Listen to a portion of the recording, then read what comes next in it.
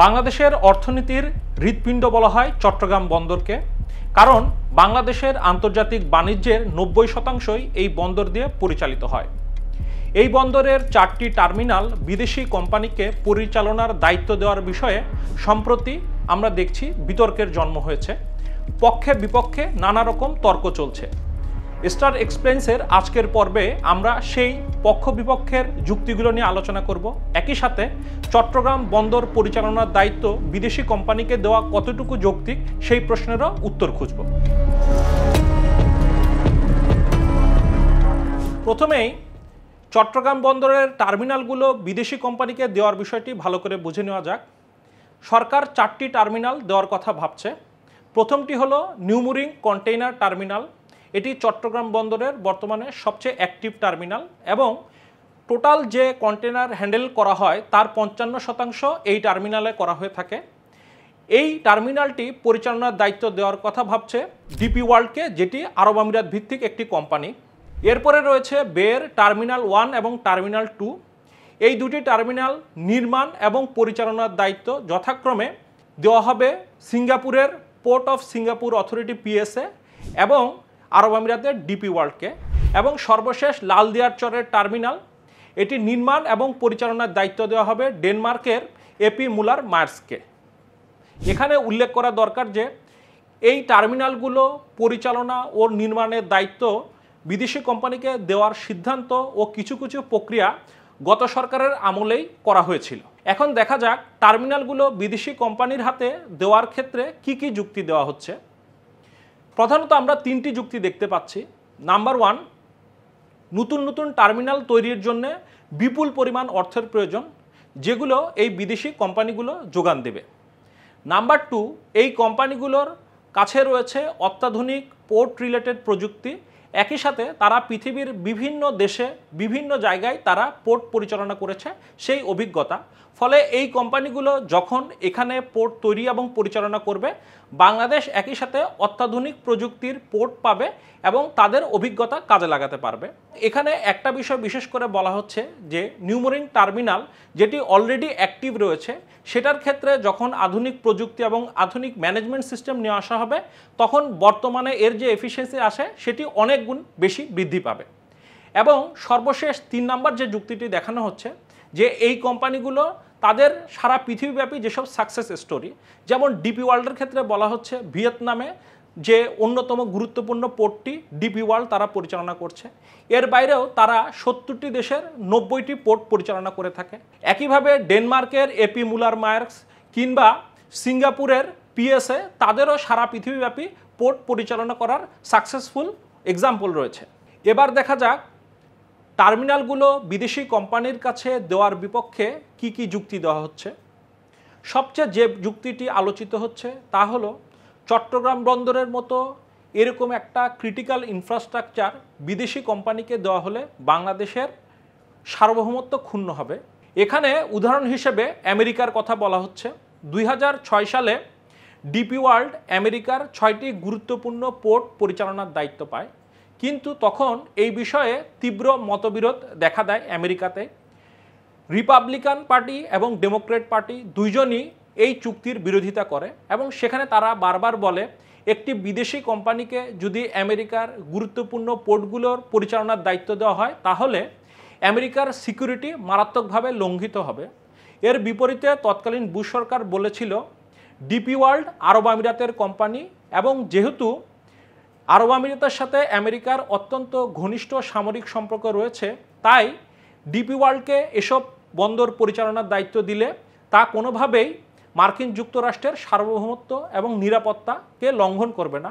কিন্তু তারপরও কংগ্রেসের ভোটাভুটিতে তার এই যুক্তি টিকেনি এবং শেষ পর্যন্ত ডিপি ওয়ার্ল্ডের সাথে এই পোর্টগুলো চুক্তি বাতিল করা হয়। এরপর আসে তানজানিয়ার উদাহরণটি। সেখানকার গুরুত্বপূর্ণ পোর্টটি পরিচালনার দায়িত্ব ডিপি ওয়ার্ল্ডকে দেওয়ার সিদ্ধান্তের বিরুদ্ধে সেখানে ব্যাপক ক্ষোভ দেখা যায় এবং সেখানে একটা ডকুমেন্ট লিক হয়, যেখানে দেখা যায় যে ডিপি ওয়ার্ল্ডকে যে বন্দরের দায়িত্ব দেওয়া হচ্ছে এর ফলে সেখানকার নিরাপত্তা মারাত্মকভাবে লঙ্ঘিত হবে। দ্বিতীয় যুক্তিটি হলো এর আগে পতেঙ্গা টার্মিনালটি সৌদি আরবের একটি কোম্পানিকে পরিচালনার দায়িত্ব দেওয়া হয়, কিন্তু সেই অভিজ্ঞতা সুখকর নয়।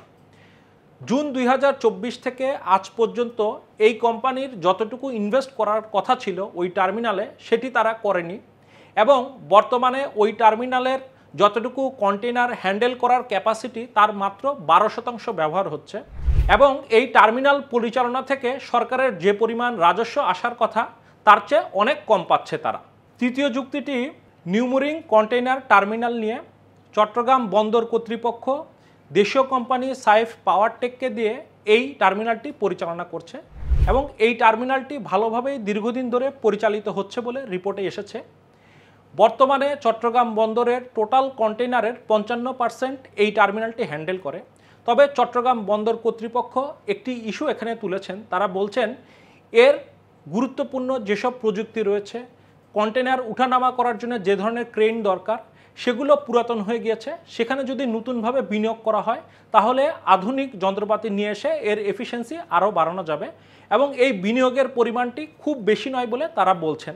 ফলে যুক্তি দেওয়া হচ্ছে বিদেশি কোম্পানিকে দেওয়ার পরিবর্তে বর্তমানে যেহেতু এই টার্মিনালটি সাকসেসফুলি পরিচালিত হচ্ছে, সরকার বরং এখানে বিনিয়োগ করে প্রয়োজনীয় যন্ত্রপাতির আধুনিকীকরণ করে এই টার্মিনালটাকে দেশীয় তত্ত্বাবধানেই রাখতে পারে এবং একটা বন্দর পরিচালনার ভালো এক্সাম্পল হিসেবে দাঁড় করাতে পারে, যে অভিজ্ঞতা ভবিষ্যতে বড় আকারে অন্যান্য টার্মিনালগুলো পরিচালনার ক্ষেত্রেও বাংলাদেশ সরকারকে সহায়তা করবে। সর্বশেষ যুক্তি হলো এই টার্মিনালগুলো বিদেশি কোম্পানিকে দিলে হঠাৎ করেই ব্যাপক পরিমাণ মানুষ চাকরি হারাতে পারে, কারণ একই রকম ঘটনা দেখা গিয়েছে এই কোম্পানিগুলো দ্বারা পরিচালিত বিশ্বের বিভিন্ন রকম পোর্টে। পক্ষে বিপক্ষের এই যুক্তিগুলোর সাপেক্ষে আমি আমার মতামত শেয়ার করতে চাই। প্রথমেই বলতে চাই চট্টগ্রাম বন্দরের সাথে অন্যান্য ইনফ্রাস্ট্রাকচারের একটা মৌলিক তফাৎ রয়েছে। এটি শুধুমাত্র একটা বন্দর নয়, এর এক অত্যন্ত গুরুত্বপূর্ণ জিও স্ট্র্যাটেজিক ইম্পর্টেন্স রয়েছে। দুটি উদাহরণ দিলেই বিষয়টি পরিষ্কার হবে। একটি হলো আমাদের পাশেই রাখাইনে কেয়াকসু যে পোর্টটি রয়েছে, সেটিকে ঘিরে আমরা দেখছি একদিকে চায়না, অন্যদিকে আমেরিকার নেতৃত্বে কোয়াডের যে দেশগুলি রয়েছে অর্থাৎ ভারত, জাপান, অস্ট্রেলিয়া, তাদের মধ্যে একটা তীব্র প্রতিযোগিতা রয়েছে। আমরা যদি আমাদের ডিপ সি পোর্টের দিকে তাকাই, সেখানে দেখতে পাবো ডিপ সি পোর্টটি প্রথমে সোনাদিয়ায় হওয়ার কথা ছিল এবং এটি নির্মাণের কথা ছিল চায়নার। পরবর্তীতে সেই সিদ্ধান্ত বাতিল হয় এবং মাতার বাড়িতে শিফট করা হয় এবং বর্তমানে এটি নির্মাণের দায়িত্ব পালন করছে কোয়াডেরই অন্তর্ভুক্ত জাপান। সুতরাং সহজেই পোর্টের স্ট্র্যাটেজিক ইম্পর্টেন্সটা বোঝা যায়। এরকম একটা অত্যন্ত গুরুত্বপূর্ণ ও স্পর্শকাতর ভূকৌশলগত বিষয় নিয়ে সরকারের কখনোই তড়িঘড়ি করা উচিত হবে না। একই সাথে দেশের জনগণের এবং জনগণের প্রতিনিধিত্বকারী বিভিন্ন রাজনৈতিক দলকে আস্থায় নিয়ে আসাটাও অত্যন্ত গুরুত্বপূর্ণ এবং ডক্টর ইউনূস তিনি যথার্থভাবেই বলেছেন যে এই বিষয়গুলো নিয়ে জোরাজুরি করে মানুষকে বোঝানো যাবে না, বরং মানুষের কাছে বিষয়গুলোকে তুলে ধরতে হবে যাতে জনমত তৈরি হয়।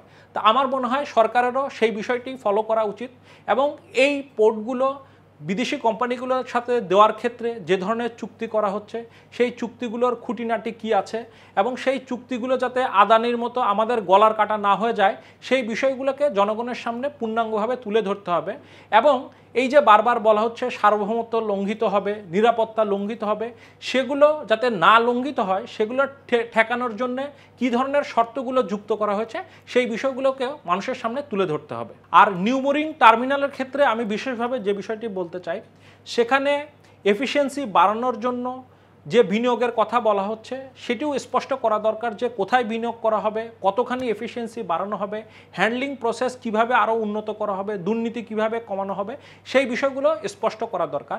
একই সাথে চট্টগ্রাম বন্দর কর্তৃপক্ষের এখানে একটা গুরুত্বপূর্ণ ভূমিকা রয়েছে।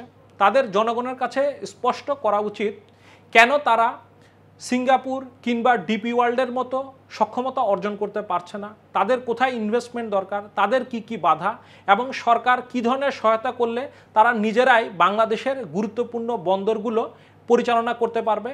একদিকে যেমন সেটা বাংলাদেশের অর্থনৈতিকভাবে বাংলাদেশকে ব্যাপকভাবে লাভবান করবে, একই সাথে বাংলাদেশের এই যে সিকিউরিটি নিয়ে যে কনসার্ন, বাংলাদেশের সার্বভৌমত্ব যে কনসার্ন, সেগুলোকেও দূর করবে।